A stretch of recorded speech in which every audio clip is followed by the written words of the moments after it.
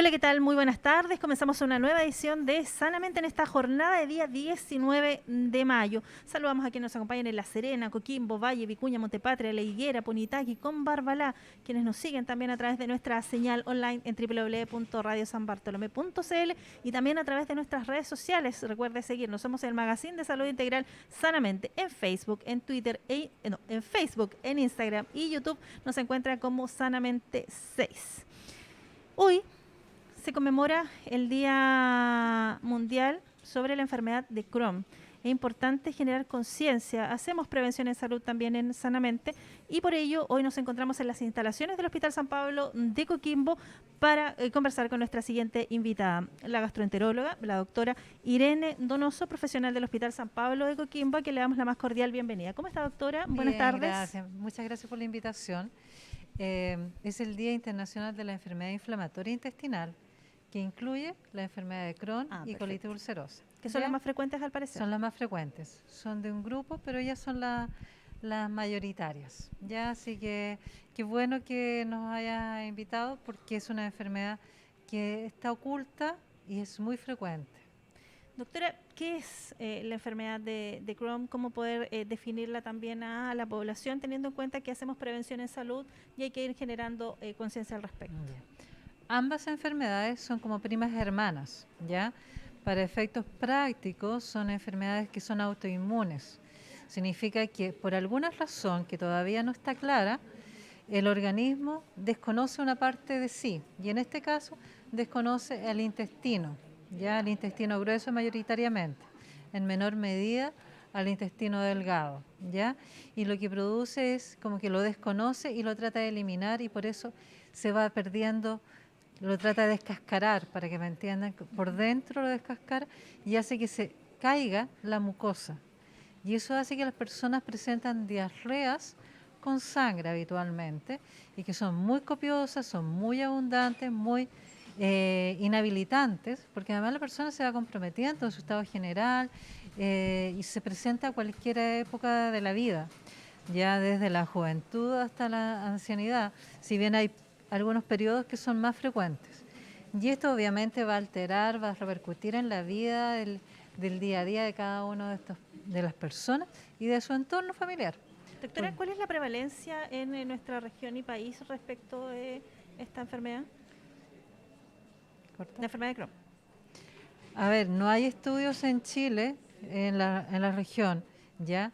Es una baja incidencia, sin embargo, ha ido aumentando en los últimos años, ¿ya? Y esto va en progresión. Antiguamente la enfermedad de Crohn se suponía que era la que tenía menor incidencia respecto a la colitis ulcerosa, que era mayoritaria. Ahora se ha visto que esto ha ido cambiando, ha ido descendiendo, se han ido emparejando, ¿ya? Hay periodos de mayor pic. Los pics mayores son, se supone que a los 30 a 40 años es un pic importante y es menor en otros, ¿ya? Y se piensa que hay un aumento allá a los 60 años. Sin embargo, nosotros hemos visto que va en aumento en todas las edades, ¿ya? Eso es lo prioritario. Y si tuviéramos que explicarles para diferenciar la colitis ulcerosa de la enfermedad de Crohn a quienes nos están escuchando y compartiendo también a través de las redes sociales. Ya. La enfermedad de Crohn es una enfermedad que puede comprometer el intestino, el tubo digestivo, desde la boca hasta el ano. En cambio, en la colitis ulcerosa se localiza solamente en el intestino grueso, ya en el colon. ¿Ya? Esa es una diferencia. La otra diferencia es que la colitis ulcerosa compromete como el revestimiento interno nomás de la del colon. Sin embargo, la enfermedad de Crohn traspasa toda la pared del intestino, ¿ya? Desde adentro, desde el lumen, hacia afuera, ¿ya? Ahora estas enfermedades, como yo les comentaba, como son autoinmunes, también tienen manifestaciones extradigestivas. Entonces nosotros le decíamos a los pacientes que a veces cosas que creen que no son importantes, sí son importantes, por ejemplo, pueden hacer lesiones articulares, lesiones en las vistas, lesiones en la piel. Entonces nosotros les explicamos que el tener este tipo de enfermedades pasa a ser como su tercer apellido. En el sentido de que si van a médico por cualquier razón, se presenten y digan, además tengo tal enfermedad. Porque en especialidades muy dispares hay algo que puede estar asociado, ¿ya? ¿de acuerdo? Y el médico, el especialista va a saberlo. Entonces, esta es una visión muchísimo más holística, como está de moda esta palabra. Y respecto de la sintomatología, ¿el diagnóstico se da precozmente o como ocurre con algunas enfermedades también autoinmunes, respecto de la enfermedad de Crohn, se da con diagnóstico tardío? Mira, hay estudios que hablaban de que son aproximadamente 6 años desde que comienzan los síntomas hasta que se hace el diagnóstico. A Dios gracias, ese periodo se ha ido disminuyendo un poco, pero son varios años. Se habla promedio 5 años e incluso más. Tenemos pacientes que han pasado 10 años, porque, es otro detalle, esta enfermedad no se caracteriza porque me dio y me mantengo activa siempre. Estas enfermedades, ambas, son bien engañosas porque hay periodos que yo puedo tener todos los síntomas y de repente desaparece. Y pasa un largo tiempo, pueden ser meses o años, y vuelve a aparecer. Entonces cuesta hacer el diagnóstico por esa razón, ¿ya? Estas enfermedades, cada persona es un mundo, y en estas enfermedades puedes debutar y tener la enfermedad y nunca desactivarte.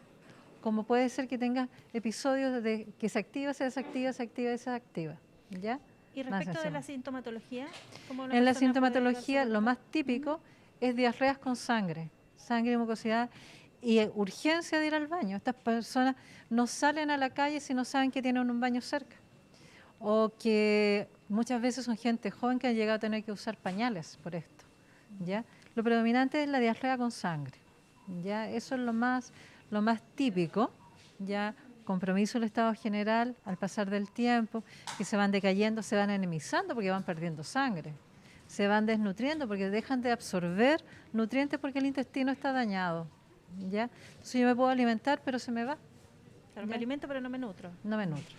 Doctora, respecto también del diagnóstico, ¿cuál es la situación que vive en nuestro país? Usted decía que se demora 5 o 6 años, pero ¿cuál es la experiencia en el Hospital San Pablo de Coquimbo con los pacientes y la promedio? Porque claro, usted decía que se puede dar en cualquier momento de la vida prácticamente, desde la juventud en adelante, pero ¿cuál es la realidad que tenemos hoy? Es presente? predominantemente en gente joven, en la vida laboral, activa, en la vida que son de los 20 a los 40 años, son donde está el mayor pic. Eso significa que son gente estudiante, gente en vida activa laboral, mujeres que están en edad fértil, ¿ya? Entonces es bastante complejo porque además esta enfermedad, una vez diagnosticada, no se ha encontrado al día de hoy ningún tratamiento que cure la enfermedad. Entonces, una vez diagnosticada, yo voy a tener la enfermedad por el resto de mi vida. Entonces, mejor hacerse amiga de la enfermedad, ¿ya? ¿Y cuáles son los factores de riesgo para que pueden estar presentes como para evitar estos episodios que puedan aparecer? Porque claro, usted decía, hay personas que van a vivir como en una constante, digamos, pero otras que van a presentar episodios. Y me imagino que depende también de los factores de riesgo. Sí, hay factores de riesgo. Uno de los factores de riesgo mayores es el fumar. Está demostrado que una persona que fume, por ejemplo, su evolución, por ejemplo, una colitis ulcerosa va a ser muy difícil. Van a estar reactivándose, etcétera. Eso. El dejar del tratamiento. Estos son tratamientos que, como es una enfermedad crónica, no se pueden suspender. Porque hay veces las personas creen, me siento bien, puedo disminuirlo. Además, cuando no están con los medicamentos acá del hospital, si ellos lo tuvieran que comprar, son muy caros. Entonces, de repente, por minimizar costos, de repente lo bajan o lo suspenden. Eso es un grave error, ¿ya? Eso. El usar antiinflamatorios. Estos pacientes no se pueden automedicar. Por ejemplo, no deberían tomar... ¿Es tan frecuente en Chile la automedicación? Exacto. Y el uso de antiinflamatorio, un ibuprofeno, pero ¿qué me va a hacer daño? Hace daño. Entonces, esas cosas hay que evitarlas, ¿ya? Básicamente son los principales motivos ya de descompensación, yo diría, ¿ya? Pero hay un tema que intrínsecamente la enfermedad puede activarse espontáneamente, ¿ya? Doctora, y respecto del el diagnóstico, ¿las personas pueden confundir la sintomatología con otras enfermedades o a veces normalizar también esta Claro. sintomatología? En general, por suerte, en parte, son diarreas crónicas, no son diarreas que son con sangre, generalmente, ¿ya? O una diarrea crónica o diarrea que se mantiene en el tiempo, siempre tiene que ser estudiado. Ya, o sea, Siempre. no es normal que usted tenga diarrea. Uno no debería partida. tener diarrea. Claro. Allí uno verá si la diarrea es por esta enfermedad, sobre todo si es sangre. Diarrea crónica con sangre, hay que estudiarla. Ya eso no es normal, no es un colon irritable. ¿Ya? Eso por definición, diarrea con sangre, no piensen que sea un colon irritable y hay que estudiarlo, hay que poner ojo. Porque puede ser, pero también puede ser otras enfermedades más graves, hasta un cáncer, que se confunden. Entonces, Claro. deben ser estudiados, ¿ya? Y en el estudio pasa por una colonoscopía, porque hay que ir a mirar ese intestino, verlo, tomarle biopsias. Cuando se hace una colonoscopía, que es el examen que meten una manguerita por el colon, por el ano, a mirar, y además se pueden tomar biopsias, uno puede hacer el diagnóstico. El diagnóstico es una mancomunión de detalles de la historia, del examen físico y de los exámenes de laboratorio, incluyendo la colonoscopía. Doctora, si alguien en mi familia presentó alguna enfermedad autoinmune, tiene diagnóstico de enfermedad autoinmune, ¿puedo yo también tener probabilidad de generar la enfermedad de Crohn? Tengo un mayor riesgo. No significa que si yo la tengo, si tengo un familiar con esta enfermedad, ¿la voy a tener? No, es un mayor riesgo. Entonces, por eso que es importante, y también es importante que informen a sus familiares que tienen esta enfermedad, ¿ya? Porque es un dato importante. O, por ejemplo, si yo tengo en mi familia tengo enfermedades autoinmunes, tengo mayor riesgo de yo hacer otra enfermedad autoinmune, en este caso, estas enfermedades inflamatorias.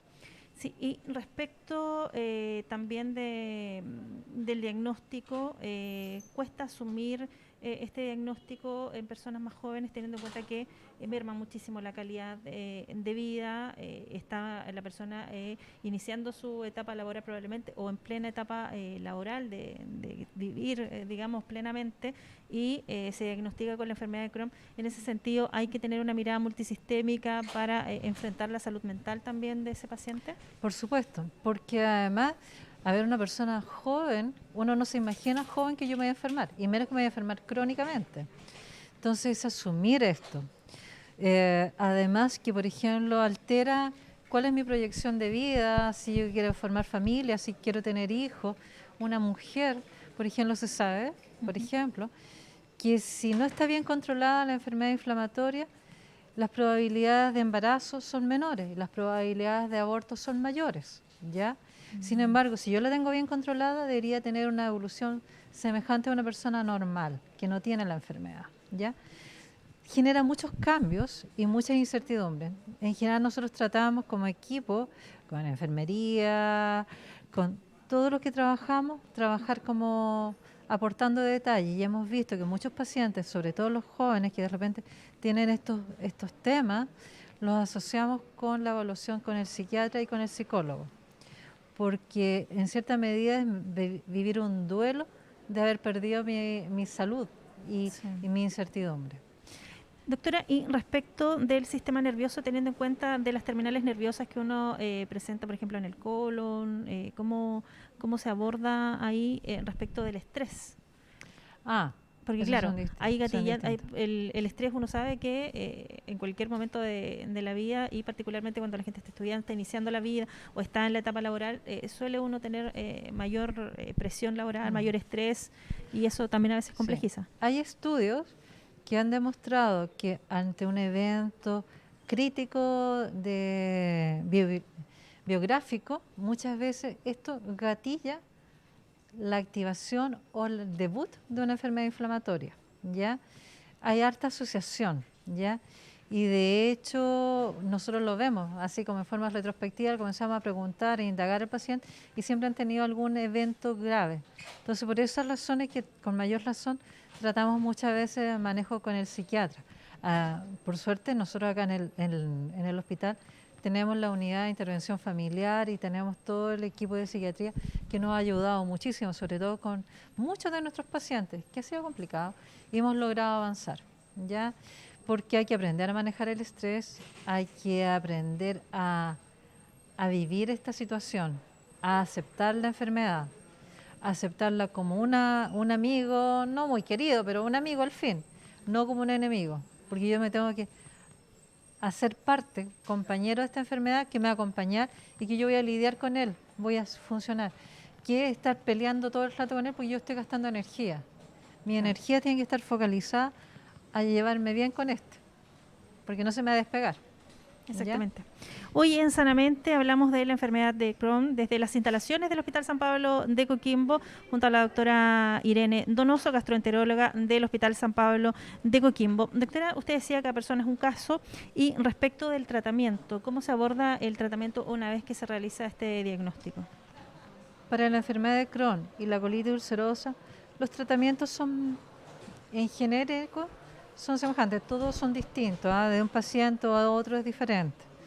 La enfermedad de Crohn es más, tiene una condición un poquito más compleja, ya por algunos detalles, pero hay tratamientos, son tratamientos de distintas líneas, ya que son de inmunomoduladores, que significa que yo modulo mi respuesta inmune, así como que la acomodo para que mi organismo, mi sistema inmune, no me siga destruyendo mi intestino, pero que me permita tener me proteja contra infecciones de otros ambientes, ¿ya? Tengo estos inmunomoduladores, tengo tratamiento biológico, que ya si yo voy avanzando, es un tratamiento que es de mucha mayor avanzada, en el sentido de que está más dirigido a tratar a la enfermedad, el mecanismo propiamente tal de esta enfermedad, ya la parte más inmunológica, así como los esquemas de, a ver, me estoy enredando un poquito, pero en el sentido de que esta enfermedad, como les decía, es un problema inmunológico, mi inmunidad me está destruyendo. Hay distintos mecanismos por los cuales la inmunidad me destruye. Entonces lo que uno usa, distintos medicamentos que van a bloquear esto que está fallando, ¿ya? Y hay distintos niveles de complejidad del tratamiento, ¿ya? Que acá en el hospital nosotros disponemos de gran parte de ese medicamento. Y hace unos años atrás este hospital se acreditó en la ley Ricarte Soto para el manejo de pacientes con enfermedad inflamatoria, colitis ulcerosa o enfermedad de Crohn, para el aporte del tratamiento biológico, que ese es como el escalafón más alto de terapia que nosotros disponemos desde el punto de vista farmacológico, ¿ya? No sé, la ley Ricarte Soto no aporta toda la variedad, todo este abanico de tratamientos biológicos, pero aporta bastante, varios de ellos que han cambiado la vida de los pacientes, ¿ya? Y en tercera línea o paralela tenemos la cirugía, que en algunos pacientes están indicados, ¿ya? Que también tiene sus pros y sus contras, y cada vez uno tiene que irlo evaluando paciente a paciente. Claro, ¿y la cirugía para qué pacientes está recomendada? Pacientes muy graves, pacientes que hayan hecho algún problema. Ejemplo, pacientes muy graves que a pesar de toda la terapia que uno le lleva, ya no responden, y que sencillamente, por ejemplo, están sangrando profusamente, se choquean, se perforan. Tienen perforar, significa perforar el intestino, que se rompe hacia adentro, hacia la cavidad abdominal, significa, para que piensen, es como que la caca sale al abdomen. Eso es una peritonitis, una infección, algo muy grave, y ahí requiere el cirujano actuar. En otras ocasiones, en la enfermedad de Crohn, como yo les decía, se traspasa, cruza la pared, y hay que tratar esas cosas, ¿ya? Y lo que yo no había mencionado en esto, que es súper importante, ¿por qué es importante mantener un buen control de la enfermedad y tratar de mantenerla quieta? Porque se ha visto que tiene un mayor riesgo a largo plazo de desarrollar cáncer si uno no lo cuida. Si esto no está inactivo, yo tengo un mayor riesgo que una persona normal de desarrollar cáncer de colon. Y este riesgo es exponencial, significa que es una curva que va en ascenso, sobre todo después de los 10 años, o en pacientes que han estado permanentemente activos, que no se ha logrado controlar, o pacientes que su enfermedad es muy extensa, o por ejemplo, pacientes que debutan muy jóvenes. Son pacientes que tienen mayor riesgo, y por eso uno tiene que estarlo controlando y estarlo vigilando, pues siempre existe ese riesgo, ¿ya? Doctora, ¿y respecto a la prevalencia, se da más en hombres o en mujeres o por igual? Actualmente es más o menos semejante. ¿Ya? Hay una pequeña variación, pero es más o menos. Y respecto a estos gatillantes o factores de riesgo, ¿van cambiando también a lo largo de la vida, o se mantienen los mismos? usted decía el tema del cigarrillo, pero otros factores que puedan gatillar también esta enfermedad. A ver, los factores de riesgo siguen siendo los mismos. Otra cosa que puede hacer que se inestabilice su enfermedad son sobreinfecciones, ¿ya? Que es otro factor que uno siempre tiene que estar alerta, ¿ya? De repente debutan y comienzan con molestia, tienen la diarrea con sangre, y a veces no es porque su enfermedad se activó, sino porque hay unas bacterias que les gusta particularmente este tipo de pacientes y dan semejante sintomatología. Entonces también hay que estar alerta de eso, ¿ya? Entonces son como varios detallitos que van sumando. Por eso es que es importante el manejo con un especialista. Ya no es una enfermedad fácil. Respecto del paciente que quizás tuvo un diagnóstico tardío, ¿cuáles son las consecuencias que puede tener también, además de la merma en la calidad de vida? Desnutriciones. Nosotros vemos pacientes que llegan extremadamente desnutridos, casi incompatibles con la vida. Una de las posibilidades. Dos, que hagan, sobre todo la enfermedad de Crohn, como que se perfora o hacen fístula. Cuando nosotros hablamos de fístula es como que se hace un canalito, un canal hacia otro órgano. Por ejemplo, que del colon se haga un caminito hacia la vagina, por ejemplo, en una mujer, o hacia la vejiga. Entonces sale uno produce deposiciones y la deposición, en vez de salir por el ano, también sale por la vejiga o sale por las paredes, ¿ya? Eso es algo bastante grave que uno lo ve de repente en pacientes que han evolucionado mucho tiempo, ¿ya? Entonces, y eso genera complicaciones, ¿no? Genera infecciones, puede generar infertilidad, etcétera. Perfecto. Doctora, lo importante también de generar conciencia, de hablar de este tipo de enfermedades que son autoinmunes también, pero que en realidad, yo insisto, normalizamos mucho de los síntomas, no hacemos caso de los factores de riesgo, porque además son factores de riesgo que uno debiese tener claro en cualquier situación de salud que tenga, digamos, para tener una buena calidad de vida. Pero cómo generar conciencia también en la comunidad y en la atención primaria, que suele ser también la puerta de entrada hacia la prevención en salud. Yo creo que de los puntos que hay que uno debería tener presente es que una diarrea que se mantiene más allá de 15 días o un mes, ya hay que estudiarla, ¿ya? Una diarrea que comienza con sangre siempre tiene que ser estudiada, siempre. Muchas veces diarreas agudas con sangre son infecciosas, pero hay que estar alerta, ¿ya?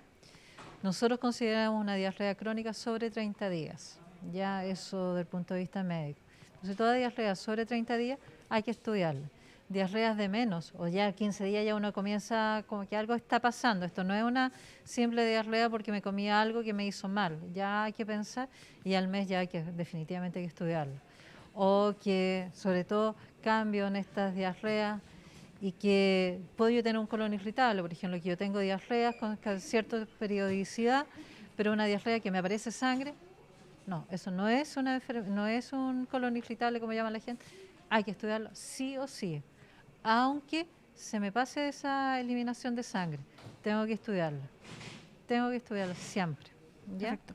Los invito y la invito, doctora, a una pequeña pausa comercial. Hoy hablamos de la enfermedad de Crohn desde las instalaciones del Hospital San Pablo de Coquimbo, junto a la doctora Irene Donoso, gastroenteróloga de este recinto hospitalario. Una pausa y ya volvemos.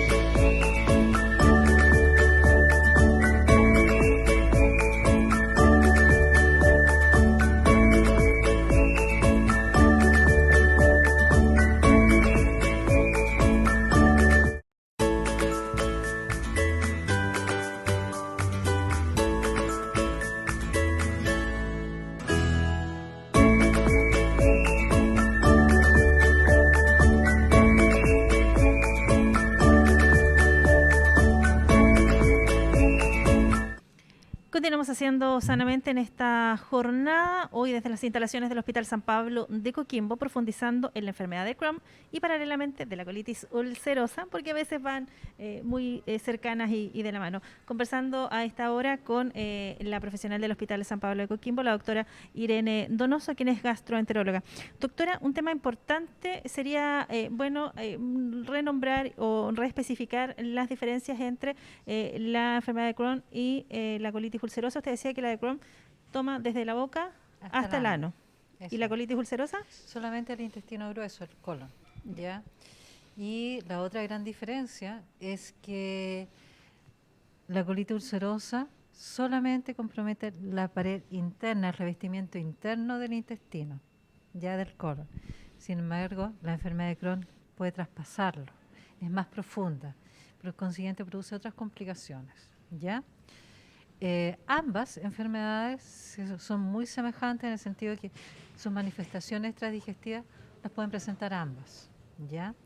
Y el otro detalle que es importante tener presente, que estas manifestaciones extradigestivas pueden presentarse antes, durante o después de que la enfermedad esté activa, ¿ya?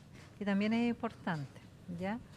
La otra gran diferencia es que la colitis ulcerosa, dicen, si uno le saca el intestino, ya, ok, me salvo de la enfermedad porque estaba allí localizada, pero las manifestaciones extradigestivas se pueden seguir manifestando. La enfermedad de Crohn nos sirve si yo saco el intestino grueso. ¿Por qué? Compromete de la boca, como les decía, hasta el ano. Por consiguiente tendría que irme sacando pedazos y yo no puedo vivir con eso, ¿ya? Ahora, en ambas enfermedades la idea no es perder el intestino. La idea es sanarlo, mantenerlo dentro de nosotros, porque el intestino grueso, igual como el resto del intestino, son necesarios para absorber nutrientes, ¿ya? Y no es la solución a primera instancia. Hay pacientes que terminan, lamentablemente, con operaciones donde uno tiene que sacar el intestino porque no queda otra alternativa, pero es esa. Sí, usted decía también que se generaba una desnutrición importante en este tipo de pacientes que llegan una vez diagnosticados con bastante daño, porque claro, vamos normalizando también estas situaciones que se van dando, la sintomatología, como usted lo comentaba. Y en ese sentido, respecto de la dieta que vamos llevando también, porque claro, en este tipo de pacientes, el paciente se alimenta, pero no necesariamente se nutre. Hay alimentos que se pueden ir descartando o la dieta debe ser en general, porque claro, sabemos que hay alimentos que nutren muy poco, pero que son más saciadores, entre comillas, digamos, y la dieta de nuestra población chilena en general no es de la mejor calidad, entonces también son aspectos a considerar en esta situación. Exacto, es que, a ver, depende del momento en que esté la enfermedad. Un paciente que está en un día normal, con su enfermedad estable, en general puede hacer una vida bastante normal. Uno siempre trata de evitar las cosas irritantes, esos detallitos, ¿ya? Pero cuando la persona está en una etapa activa, obviamente uno tiene que minimizar todas las cosas que sean más flatulentas, que me vayan a inducir un poco más de diarrea, porque ese intestino está dañado, está inflamado, ¿ya? No es conveniente. Entonces uno pasa a una dieta muchísimo más sencilla, que sean con un poco más de proteínas, porque el paciente está desnutrido. Tengo que aportarle las vitaminas y minerales. Tengo que evitar, por ejemplo, si está una persona con una diarrea, estamos hablando de pacientes que pueden tener diarrea 10, 20 veces en el día y 10 veces en la noche, fácilmente, ¿ya? Entonces ya la persona por sí sola va a tender a bajar su ingesta porque no quiere nada. Pero uno hace una dieta más liviana, que sea con menos residuos en ese momento, sin menos fibras, para que no tenga este continuo, ya evita los irritantes en ese periodo. Cuando esto ya va mejorando, uno va integrando los alimentos más saludables hasta poder llegar a una alimentación más o menos normal, ¿ya? Es importante en ellos, particularmente, estarlos suplementando de algunas vitaminas que generalmente las bajan muchísimo. Por ejemplo, la vitamina D, que está tan de boga por el sol y todo, sí. Se ha visto que particularmente estos pacientes cuando tienen déficit de la vitamina D, su evolución es más mala. Entonces uno está cada día más pendiente de eso. Tienen muchas veces déficit de calcio, ¿ya? Entonces uno está aportándole siempre calcio, porque estos pacientes, dentro de uno de sus riesgos, inherente a su enfermedad, ya sea el Crohn o la colitis ulcerosa, tienen mayor riesgo de hacer osteoporosis. ¿Ya? Entonces, con mayor razón hay que estarlo suplementando. ¿Y ¿Ya? cómo se hace esa suplementación, teniendo en cuenta, porque si es por vía oral y lo complejo que está el intestino? Cuando están en forma inactiva, el calcio y la vitamina D andan muy bien. Mm. ¿Ya? Durante el periodo de actividad, cuando están críticos, uno tiene que ajustar un poquito la terapia. Uno sabe, uno le va a aportar, pero uno sabe que uno lo va a perder. ¿Ya? Algunas, Sí. pero igual sirve.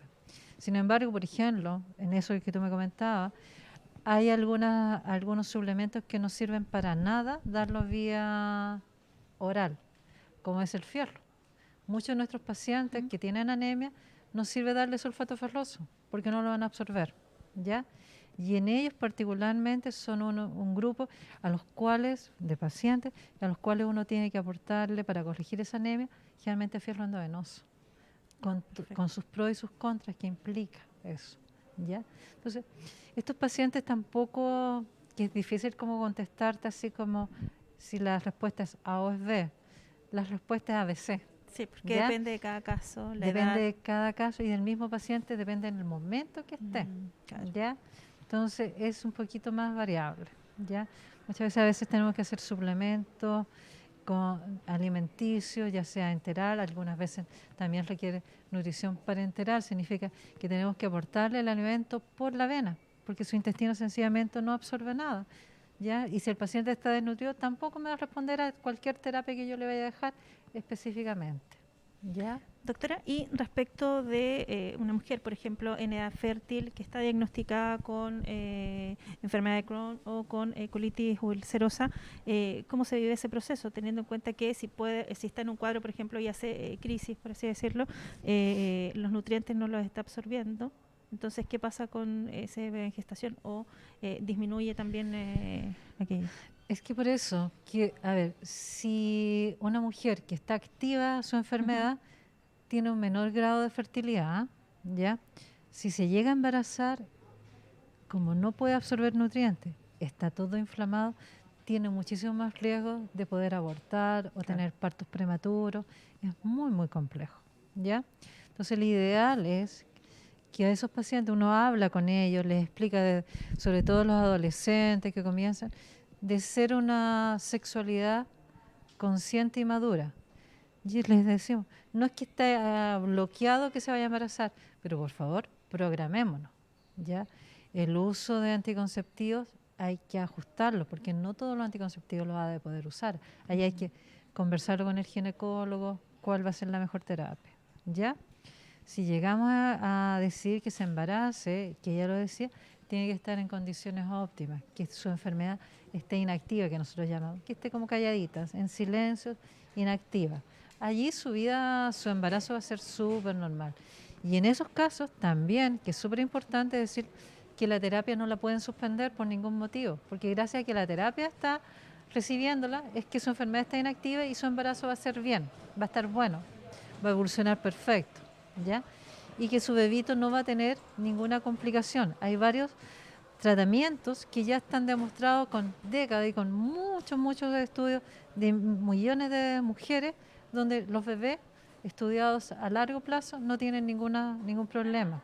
Porque obviamente uno le da temor de tener que tomar un medicamento si estoy embarazada. Sí. Pero es mucho más grave que no lo tome. ¿Ya? Y una vez que tienen el bebé, también el uso de lactancia es importante. Y se puede lactar aún con muchos de los fármacos que uno les da por su enfermedad. ¿Ya? Entonces, sí, es posible, pero tienen que ser conscientes y maduros en qué momento. ¿De acuerdo? ¿Y tiene mayor riesgo de nacer un bebé prematuro? Si está activa la enfermedad, tiene mayor riesgo de partos prematuros, pero si no, es prácticamente equivalente a una persona normal, sin enfermedad. ¿Ya? ¿De acuerdo? Sí, es importante, claro, tomar conciencia, porque una vez diagnosticado, ¿cuál es la adherencia? ¿Llega al 100% o hay gente que cuesta que...? Hay gente que cuesta, que nos cuesta bastante que se tomen conciencia de la enfermedad y se cuiden, ¿ya? Entonces en esto, a la larga, con todos los años que ya llevamos en esto, hemos visto que es esto de cada cada entrevista con nosotros, los médicos, con la enfermera, con todo el personal de salud, hay que estar educando, volviendo a certificar qué cosas son importantes, cuáles son las dudas. De repente nos decimos, anota todas tus dudas y nosotros vamos a ir contestándolas. Y hay que ser como bien sincero, nadie tiene la verdad absoluta. Si uno tiene una duda, si el equipo médico no lo sabe, le decimos, mira, lo vamos a estudiar, lo vamos a revisar y en conjunto te vamos a comentar cuál es nuestro paso siguiente, ¿ya? Porque creo que esta es una enfermedad que cada día se van descubriendo más detalles, más cosas, y es importante estar informado y que el paciente se informe de fuentes fidedignas, ¿ya? Porque como todo está en la web, hay cosas buenas, cosas verdaderas y cosas muy falsas, ¿ya? Entonces, esta enfermedad es súper importante.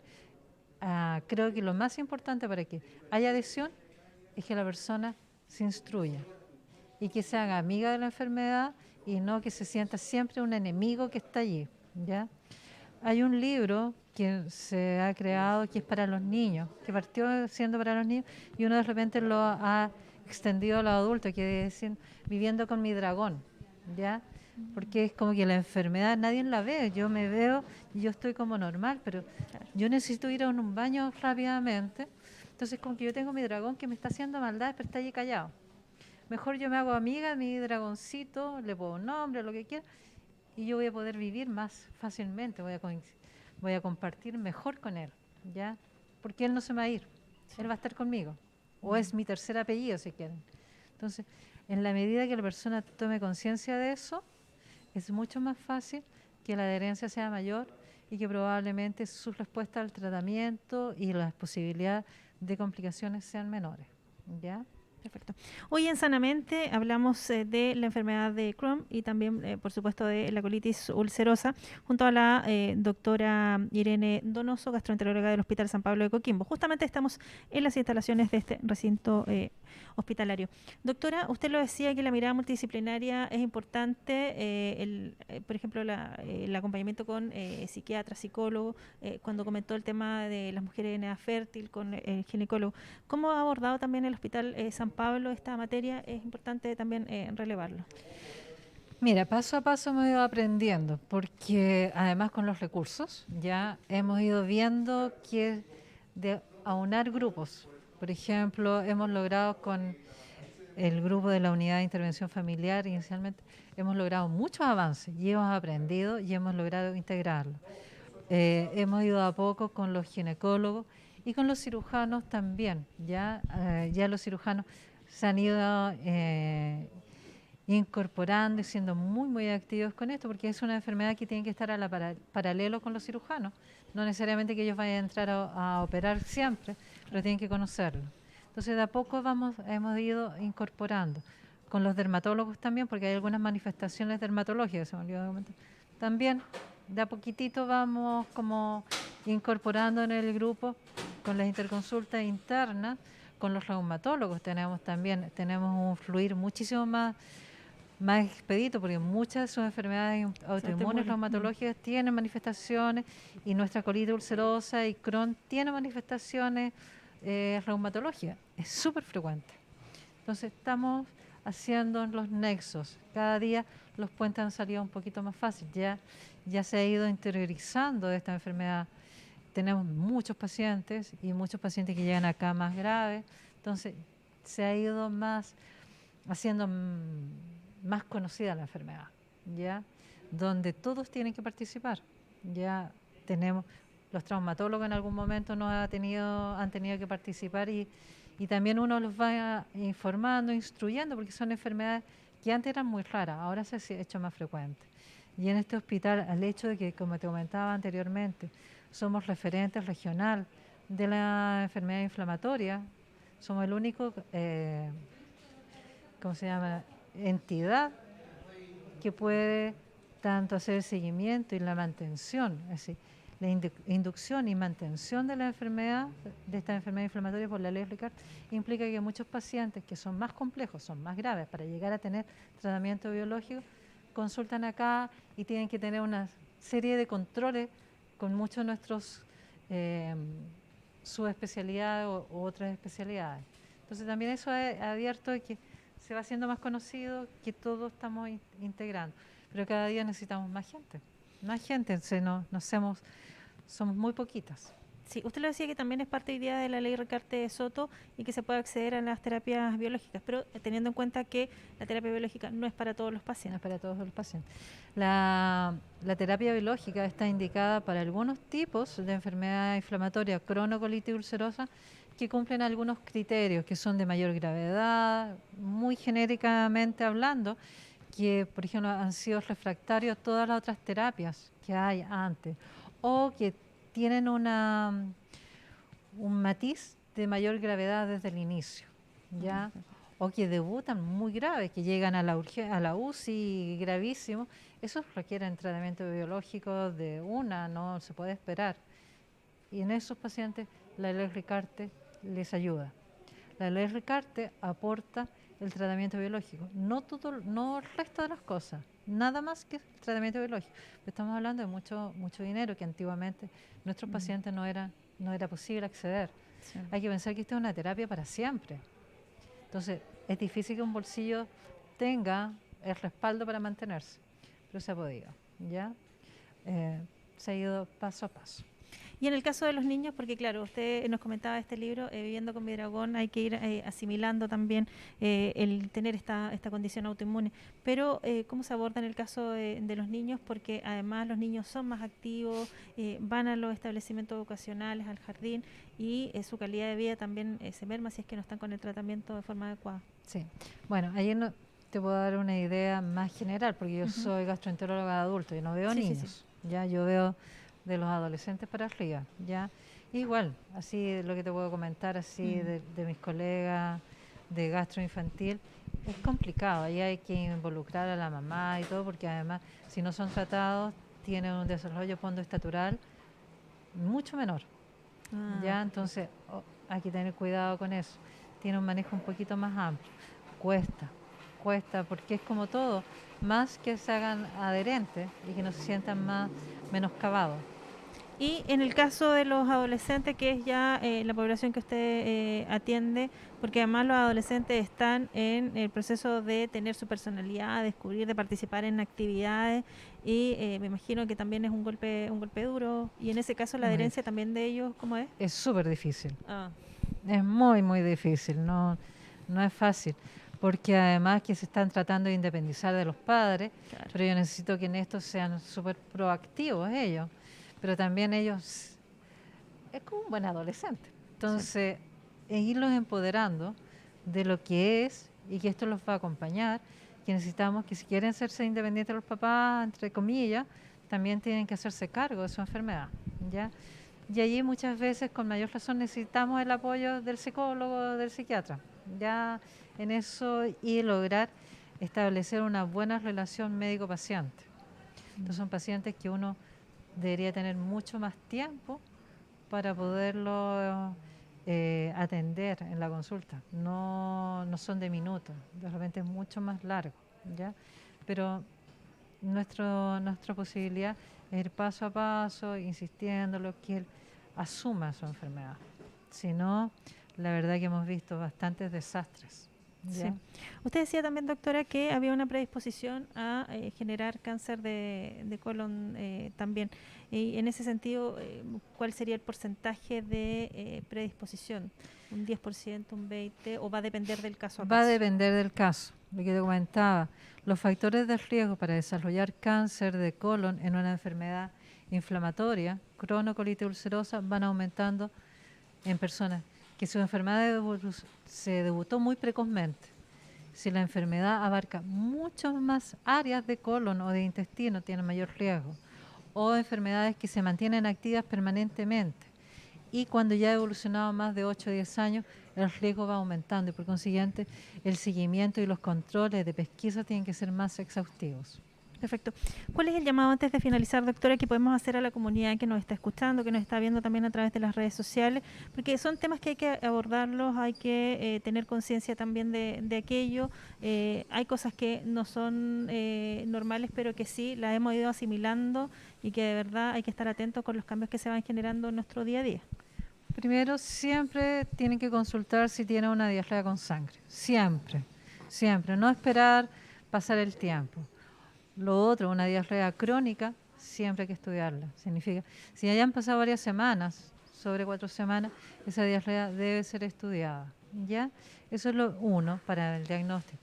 2, evitar el cigarro y ser bastante metódico en sus tratamientos de los pacientes que ya tienen su enfermedad. Y para la gente que está en torno a él, entenderlo. Estas personas necesitan ir al baño muchísimas veces, facilitarles los baños. Por ejemplo, si van a comer o van al mall, de repente necesitan ir al baño urgentemente. Entonces, todas esas cosas hay que ir sensibilizándose, hay que darles la oportunidad de entender también el entorno familiar de lo que tiene el paciente, de los problemas que genera, para también apoyarlo. Y que el paciente también se haga cargo de su enfermedad, empoderarse en gran medida, asistir a sus controles. Con eso, en general, la enfermedad uno las puede controlar. Hay que recordar que hasta el día de hoy la enfermedad no tiene un tratamiento que cure, pero sí que nos mantiene en activo. Pero hay que cuidarse. Perfecto. Doctora Irene Donoso, gastroenteróloga del Hospital San Pablo de Coquimbo, le queremos agradecer esta conversación con Radio San Bartolomé. Siempre es importante también prevenir en salud. Muchas gracias. Muchas gracias por darnos la oportunidad de darle a conocer esta enfermedad que para muchos es desconocida. Sí, nosotros finalizando hoy nuestro programa abordando la enfermedad de Crohn y también de la colitis ulcerosa que van muy de la mano. Esperamos que tengan una muy buena jornada. Nos escuchamos mañana en otro capítulo de Sanamente. Recuerden seguir nuestras redes sociales. Nos encuentra en Facebook, en Instagram y también en YouTube, @sanamente6. Que estén muy bien. Chau, chau.